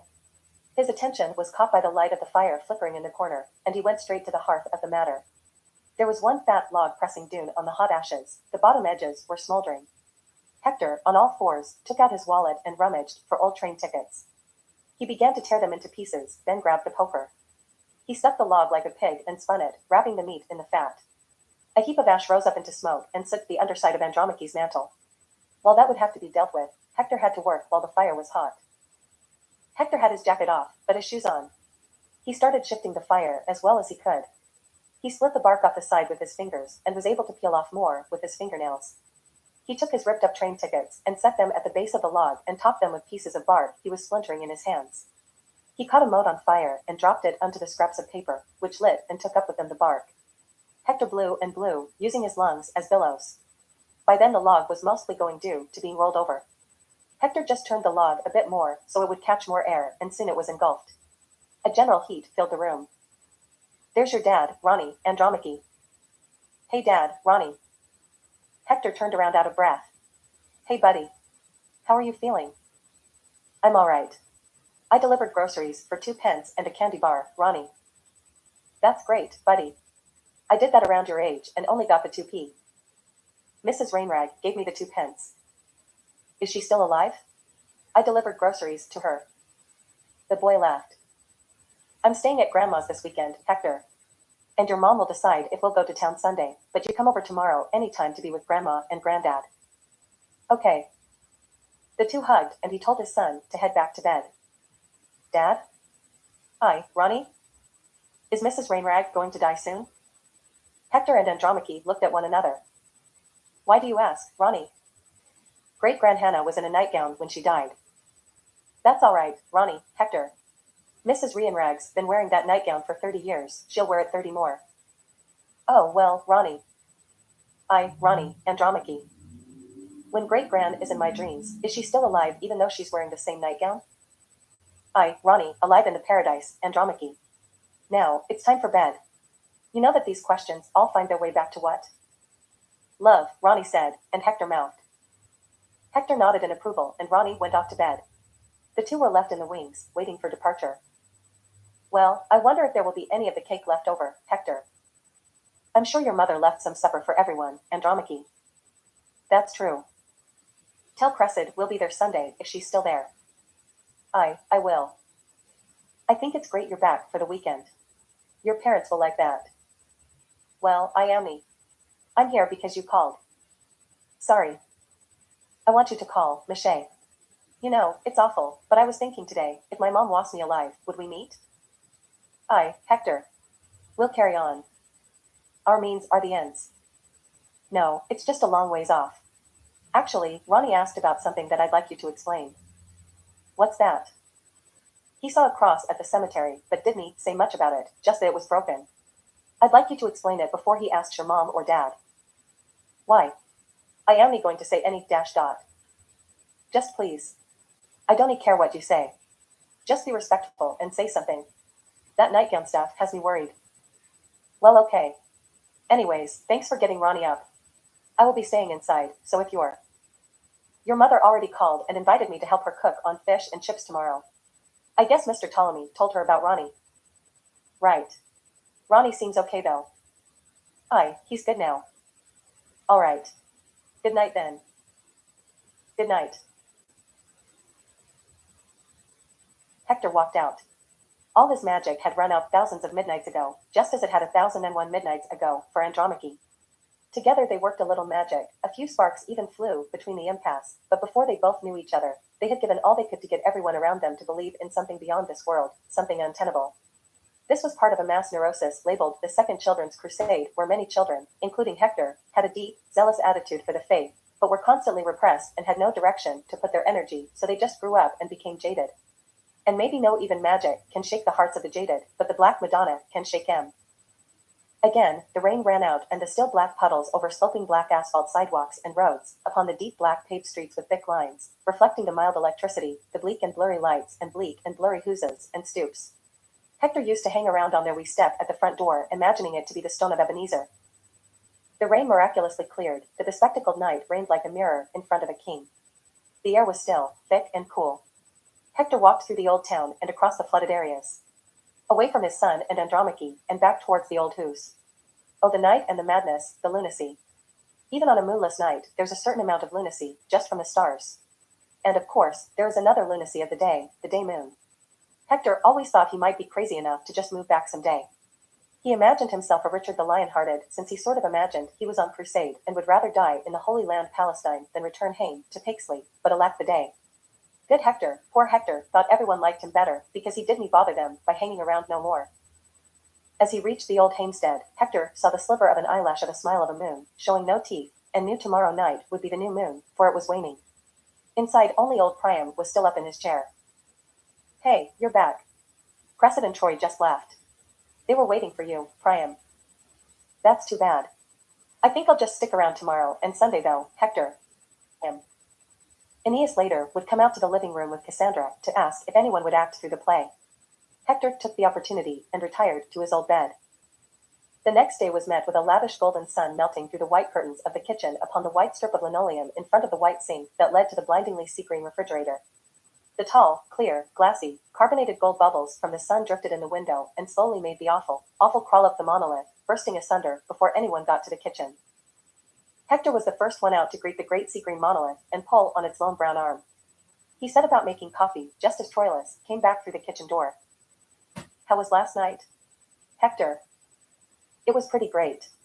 About the 19th time I've asked her to marry me, Troilus. When was the first? As many years ago. Aye. But she seemed like she would say aye again, so I was pretty happy. That's good. Do you want children now? It's up to her. Well, if everything is up to her, why are you asking? She'll tell you when you can have children, be married, go to bed. You've been hame 30 seconds and haven't called to tell her you're okay? I text her, and she doesn't respond. But I know she'll see it, and it may annoy her, but it's also constant peace for us. I never forget to do it. That's how I am, that's how she is, and it's good. Yeah, me either. The conversation dimmed off again, and the two left the kitchen, each with a mug of coffee. Their mother burst in and began making breakfast for everyone. She asked the boys if they wanted tea or coffee, and they both said no, but it was a rhetorical question, for she wanted everyone to use cups from the same set and would replace their hideous mugs. Hector opened his briefcase and started correcting papers, and Troilus turned to grading a batch of his own he fetched from his room. You don't even mark them? Hector. No, I just tell them at the end. It's freshmen, they're only worth a few sentences at the end, Troilus. Hecuba walked in from the other room wishing both a good morning again, with a full tea set. She was beaming to have her two sons in her living room. Old Priam entered, walking into the silky morning light like it was a perfect spider's web. Morning, Dad, the boys. Priam walked over for a cup of Hecuba, was getting ready for him. He smiled and spent an intimate moment with her before he came to the table. What news, sons? Oh, nothing, Dad. There's nothing really to comment on, but the old retrograde Mars, Hector. It seems old to you, Priam, but these are young days to me. In my father's day was the old day, and those were hard days for men and women. Imagine washing outdoors in a tub or paying ye fares with cash. Such an innocent and inexpensive form, but forgotten by the old men. Now everyone has it printed. When I used to drive the first routes in town, I could collect actual coins. I know, Dad. Well, what in the paper? Troilus. I think there are a few notes about the Middle East. Just cruel and skillful thrust that made irreconcilable enemies. Some lofty ideal was considered. It would be the dawn of a new epic, though this whole time it has been in the opposite, Priam. Well, what is peace? Hector. There was a time before I was born, Priam. And even then, it was just secret wars, Englers' wars? Hector. For about 25 years there was no war, or such as we imagined. Then war was too eager to come to life, indefinite, and we couldn't see it start or end. Now there is a lot more directness with war. We feel the war coming, but we are holding on to peace. That is our glory, then we'll glory in being in the last of all wars. Dad, they said that about the last of all war, Hector. I know. And they'll say it about the one after this, Priam. Andromache shook the plastic shower curtain, the reeds, bulrushes, remembering her son bathing amongst the same reeds. The mother of the Nile. Princess Ossia. She walked into the water and submerged to her neck, resting upon an inflatable orthopedic pillow for her back until she was drawn from the water by Ronnie's pleas to use the bathroom. Never in a rush, she threw on her robe and walked to the front, dripping brass, sans a care, as Ronnie ran past. She had furnished the Who's with different scenes from the life of the Black Madonna, the Annunciation, the Visitation, the Nativity, all the mysteries. And it struck Andromache that some of the joyful mysteries wooed me fill her with joy, but filled her with sorrow, and some of the sorrowful mysteries wooed me fill her with sorrow, but filled her with joy. That is the mystery of Our Lady of Succor. The portraits seemed to have water flooding for the flocks. And Ronnie would march about the house with these grand images, and then see his statuesque mother like an oak in the center of a room. A roaming oak of Mamre. Ronnie walked into the kitchen and searched about for toast and jam and was set in a few minutes. His mother smiled and said, "Good morning," both times he passed her. When his action was called for, words were put to excess. Later on, his mother took him to his grandparents. He had remembered waking last night and his feather saying hello in the living room and the whole day before. He walked slowly through the moments that had passed. He wasn't very interested in asking if he was going to his grandmother's or if his dad was coming over. He had been mostly inside for 2 days and truly wanted to get out for something. He couldn't imagine staying inside on Sunday as well, but he had nothing to do with it. He was no monk nor hermit, he was a prisoner, and his childhood will be dead at some point. Ronnie was still at the age where he could take water from the river, and when it fell upon the ground, it fell as blood. They got in a cab and were on Hawkhead in half a flash. Ronnie sat with his mother listening as his father and granddad told him of Captain Cook's misadventures, in a Benny Hill-esque way, and of the Pacific, ending in a Julius Caesar-esque way. 1,000 Isles, the adventurous and the mysterious. The jungles with men as big as trees that built the bridges for the women taller than trees, to sing upon. Hector said there was likely a universal belief system 15,000 to 8,000 years ago, something about good and bad, angels climbing up a ladder in Water Tower, and Doon Jenny's waterfall. Troilus questioned Hector strenuously, correcting the direction of the discourse, re-examining every bend for how the discourse wound up from Captain Cook to the mound builders. At his best, Hector answered, that grew out of interpreting the stars for around 20,000 years and moving where the earth was habitable. Anytime technology allowed for movement of people, trade was opened, and an astrological religion was the first thing traded for thousands of years. The people somehow agreed on the names of the constellations, or forgot how they were assigned. When mankind started looking for natural causes to illnesses and weather, they abandoned the gods for the stars. They were taught by the angels who watched God, said the stars, Andromache. The men held their breath, as she smiled walking into the kitchen. "All right, Ronnie. That's enough talk. Go and see what Aeneas and your Aunt Cassandra are doing, Hector." They went out with Cress, Troilus. "Hey, why don't you grab some cakes for afterwards, Ronnie?" Priam, leaning to Hector, "Your mother told me to get some." Ronnie stood between the kitchen and the dinette set. He saw his grandma Hecuba stepping out and the crackling peanut oil and could smell many old meals of fish and chips his grandmother made in her large red oil cooker. The donut she made on Sundays also tasted like fish and chips. She had brought it out on top of the stove and poured in a whole jug of oil, which she cooked with all through Lent, though this was a pre-Lenten fish meal, and fresh oil. Andromache was battering the strips of fish with thick batter, and the whole table was in use. He stood waiting for direction. "Mom, Ronnie." Ronnie, Andromache. "Grandpa asked me if you wanted cake afterwards." Hecuba let out a laugh as loud as Ceres. "Oh, I can take you in a minute, Andromache." "I could walk, Ronnie." "Okay, tell your dad to give you some money." "Get it from your grandpa, or I'll get it from him, Hecuba." Ronnie walked back to his grandpa, who was holding a 5-pound note high in the air. Chapter 5. Consummation. Ronnie ran out the door, past the lime walk, with the 5-pound in the road. Gleeful, he started eyeing a time to cross to the other side near the cemetery wall. He was waiting to cross over the road, looking up and down as he walked, eyeing the crosses. Because he was further away, he could see more of the hill and more of the crosses, but he had only one cross on his mind. Too many cars were coming, so he went on walking. He smelled the wet tar and the exhaust of innumerable visions of car lights rising from the rainbow puddles. He looked forward and saw a cross light ahead, just past the store. He walked past the store and up to an old bridge. He looked and saw a river, but didn't he know it would be that size? It was murky and strong, passing with entire branches, being carried away. Ronnie watched it for half a minute before he hit the crosswalk button and waited for the light to change. Across the street, Ronnie walked back towards Ptolemy's store. Then the bell jangled above him. "Hello, Master Ronnie. How are you today? All the way from Glassville Road?" "Ptolemy." "No, just there at Grandma's, Ronnie." "That's right. Oh, it was Cress' birthday last night." "No, that's tomorrow." "Right. I'm supposed to buy 2 cakes." I will think there is a few there. Can you reach?" "Oh, here." Ptolemy came to the aisle. "Lemon and raspberry coconut. Do you like raspberry coconut? Lemon and lemon?" "I'd try the raspberry coconut." "Would you eat a full piece?" Well, I would eat some of someone else's. Right. Well, what have you got? Pound 5. Have you really 5 pounds? Ptolemy, rubbing his knuckles together. Aye. Next time say you only have 4 pounds. You might need that pound later. But okay, it's a 3 for 5 pound sale for golden calf cakes. I'll get you a bite of the raspberry. Did your mom say you could work here? She knows about it. We're all at Grandpa's, everyone knows. Ptolemy eyed the note. Is this your granddad's 5 pounds note? Aye. Ah, here's a pound back, lad.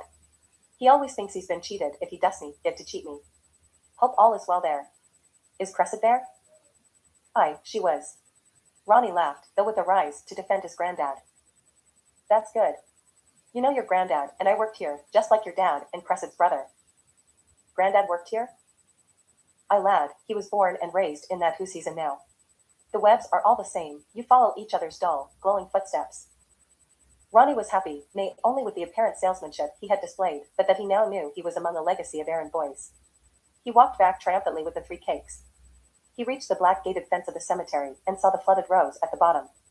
It always seemed flooded when he walked by. The trees were broken around and the moss was all over the fence.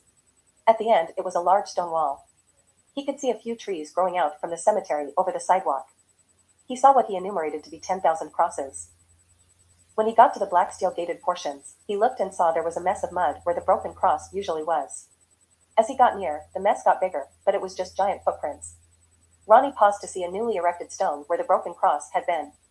It read simply a few initials and 2 dates, one from the 19th century and one from the 20th century. Ronnie felt another kind of sadness, but it was very light and almost made him feel adult. He had one small hand on top and one hand on the bottom of the 3 cakes. He started looking back for a time to cross. He made it to where his grandmother's building was, and still cars were passing. He waited for a while, until there was a break, and darted to the line walk. He came into his grandparents' with the cakes and took them just to the most immediate counter, after giving his granddad his change, which was the dining room table. He took off his jacket and went in to tell his mother and grandmother he put the cakes down. I put them down, he said. After the fish and chips, the family had settled down, all licking their fingers from slight burns, but also the oil was fresh and tasted fresh.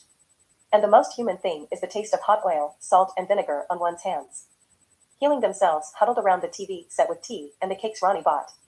He tried the raspberry coconut and didn't like the coconut. He wanted to scoop out all the raspberry dough. At noon, Hector asked his son to go for a walk after being told to do so by Andromache. As they headed out, Ronnie asked his dad about the river, and he learned that it was the cart, and that it was the one that ran through town. You've seen it further upstream. Where the Christmas lights were, Hector. And does it go to the sea? Ronnie. It goes to the Clod, and then the Firth, the sea. Aye, it all goes to the sea, Hector. As a child Ronnie hadn't seen the full potential of the town, but by and by he had pieces of the map coming together through spheres of influence. From seeing the structures of large buildings from different perspectives, different hills throughout the town, he started to sense an aura or beacon from which minted a type of vibration on his paths around town, a sort of angelic light, or simply angels of light, dancing on the boughs of trees and upon the corners of the architecture where most wouldn't see angels, but only sunlight. The town was quiet beside the few cars passing on a lazy, hazel Saturday. The two passed over the false hill and a little into a muddy walking path that cut catty-corner across the field and led to a parking lot in front of the train station. Ronnie wanted to cross across the football fields because a game was afoot. Hector walked with him, and the grass was fairly saturated, and their footprints were left behind coming in the whole way. Their feet sunk deeper the deeper they went, depending upon how lightly they could step, but inevitably, as they left some copper and some brass, they gathered some mud. Hector had picked up his son before to watch the games, but today they just stood at the edge. Ronnie lost his interest as all the action stayed doomed at the other end of the field.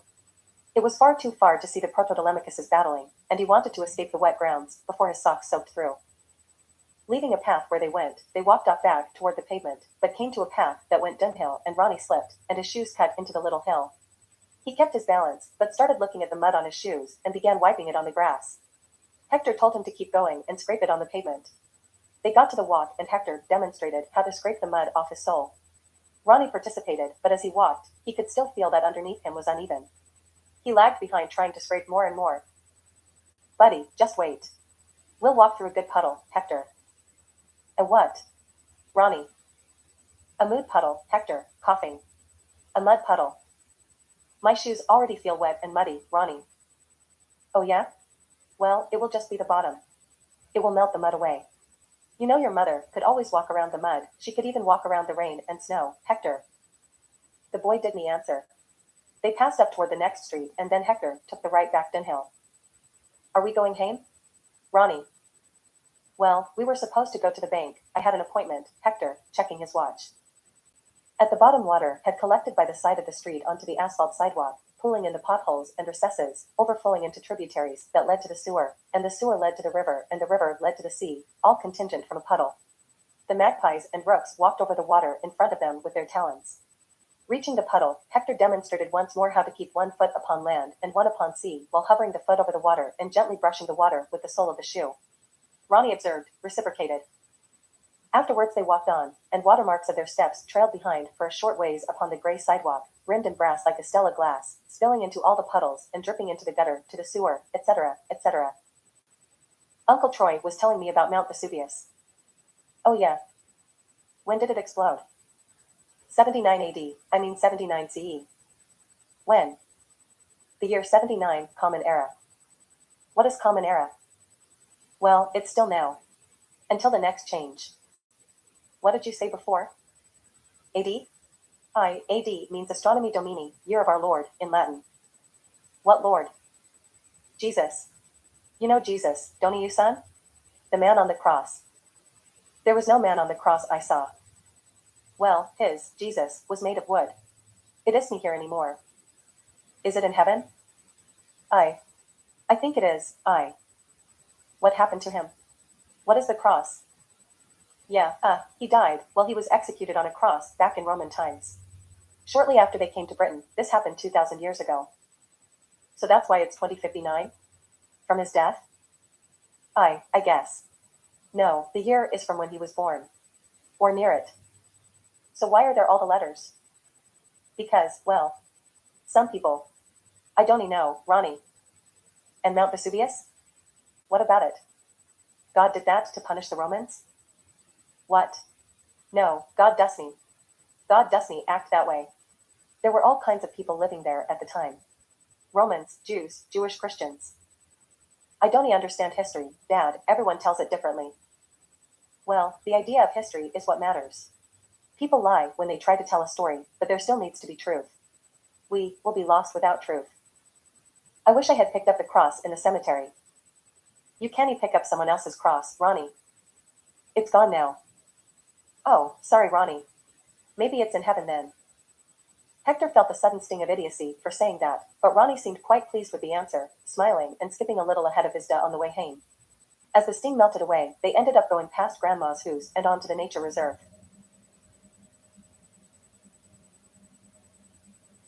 As he walked about with his son Hector, told Ronnie how his granddad Priam had lived on Hawkhead Road across from the cemetery for nearly all his 68 years.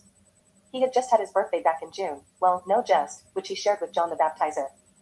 Hawkhead Cemetery had been built in the 1890s and soon was expanded for the dead from World War I and World War II. It was also a children's cemetery. Further down on Hawkhead Road, the World War I bridge over the Cart River passed just past Ptolemy's shop. And Ronnie said he knew all that stuff. Then Hector told him how when they were children, they would find their way to the river's bank. There was a sycamore that hung by its roots over the pooling river as it took one of its many bends just past the tree. The hawks and herons, the foxes and deer. He tried to explain how he was sort of filled with an old-world pagan's woeful scorn about his face in the spring months. The budding trees brought out his desires to brave the cool nights and await the stars. As wanes of the moon would rise from behind Hawkhead Hill as they would walk down to the Cart River, both filled with sycamore, spruce, and elm and ash. He walked through all unabashedly, but confessed he needed Andromache's spirit to carry him through the elm trees. Hector told Ronnie how in their childhood days, in the calm water were a number of large stones, two that Cressid and Troilus would sit on, and further upstream was a row of water stones that Uriah and he would play upon. There was no way across even when the water ran its lowest, but there was opportunity to sit upon the larger stones in the middle.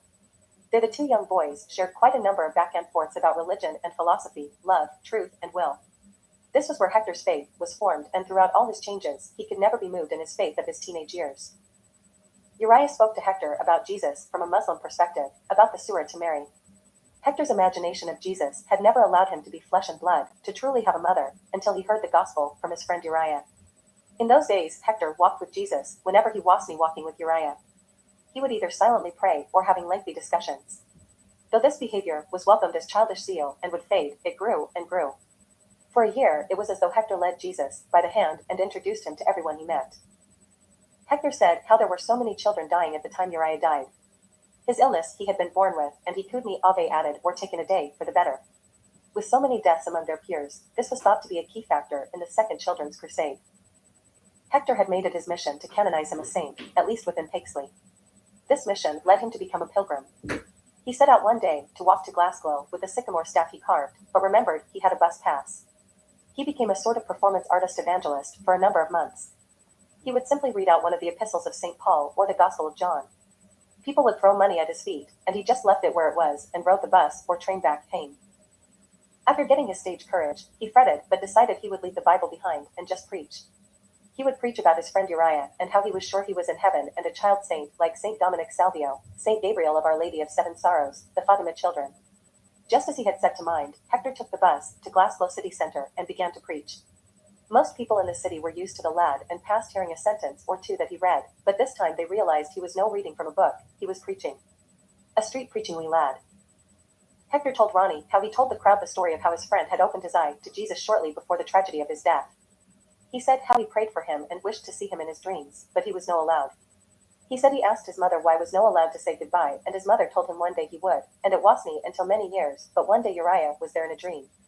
Nothing was said, he just smiled and was gone again, but Hector knew he was okay. The crowd loved the story, and even exclaimed the title of Saint Uriah. Hector beamed with joy, he felt like Saint Mark the Evangelist. Then the crowd asked about Uriah's family. Hector told them they were from Africa, and Uriah's father came from a line of kings. Then the crowd asked what church they went to, and Hector answered, the temple. The crowd had a quizzical look on their collective face. Someone asked if they were Jewish, and Hector said, no. The Muslim temple. An array of regurgitations resulted. The crowd was as malicious and ugly as the soldiers of Titus when they broke through the final wall. Hector's clothes were seized upon, but he somewhat miraculously passed through them and ran through the street naked, as stupefied as could be. He found a discarded shirt by a dumpster and wore it over his wobbly knees on the bus home, shivering, shell-shocked, changed, a changeling now, his flowery head bobbing on a dark, sad night. He was broken from then on but advanced himself in the academic life like a high-functioning academic, academia being his choice. Andromache met Hector in college in the late 2040s. She was 2 years behind him, but took advanced classes, so she was the second youngest, behind him. He had gotten his bachelor's years ago, but had done nothing with it, but continued to pursue academics and failed to write his great novel. He thought she was competitive, and he enjoyed that, but then he realized she wasn't competitive, she was just keeping up with him for fun. Then she passed him up academically just by her own volition. Even through her pregnancy, she remained in school and advanced through her doctorate in psychology before Hector got his in English. When Hector saw how hard she worked, he became somber on his own. It was fun competing with her. He'd always lose, but it was fun because they gave each other a rise. She didn't regret marrying him. Even through their separation, he had still sworn off academia, that is academics. He told her, that's the last place I'd ever go, besides already been. But he took the job, and he took the dorm, and he didn't see he was losing his whole future. When the two returned, everyone was around the dinette set, and Cressid was among them. There were open boxes upon the table with paper and wrapping all over. Hecuba held up a nightgown. Hector, look. Cassandra and Cressid bought us all nightgowns. Ronnie fainted, but was caught by his father. He was put to sleep on the pull-out couch. After tea, Andromache got up and said she would be over the next day to take Ronnie home. As she wished everyone a good night, Hector stepped forward and put on his jacket. I'll walk you out, Hector, walking to the door. Andromache stood at the doorway and looked at him. Let's go home. Aye, okay. The cool of the night was glistering on the fog and in crazed patterns along the walk. As the two went from street lamp to street lamp, their breaths punched into the empty wind like tiny pistons, making tiny sonic booms. She leaned into him, and he pressed into her. They had stood so long on their rigid mechanics that they were falling all over each other now, crumbling. At the door, he hesitated. She turned and said, what? No man enough to test her mettle? I am, Hector, smiling. Sunday morning came and went. Ronnie went to church with his grandparents. He asked about the cross that was by the pull-out couch, and Hecuba told him her mother had been buried with it. What was it made of? Ronnie. Brass, Hecuba. And his grandparents took him hame and everyone, Hector, Andromache, Troilus, Cressid, Aeneas, and Cassandra, and even Ptolemy were there for dinner. Afterwards Ronnie went hame with his parents. On Monday Priam was told he was no taking his bus. He stood waiting in the district office, when a number of men and women gathered around him and bestowed upon him scepter and crown. There had been word from the centre city that the Aloe was appointing a new king of Scotland, and it was to go to the longest-serving civil servant. On Tuesday the family moved for the first time in generations. The Who's on Hawkhead was immediately made a national landmark. And all over the world the brass age was shining on, shining in a reflective glory, some dull and some bright, all the webs of different metals, woven together like a rope of the 7 essential metals, all the roads and rivers, shining, shining like a brass web amongst all the jeweled stars, like the holy rosary of Our Lady the Black Madonna and her immaculate heart, blessed and beheld before the countenance of God, magnifying the glory. Thank you.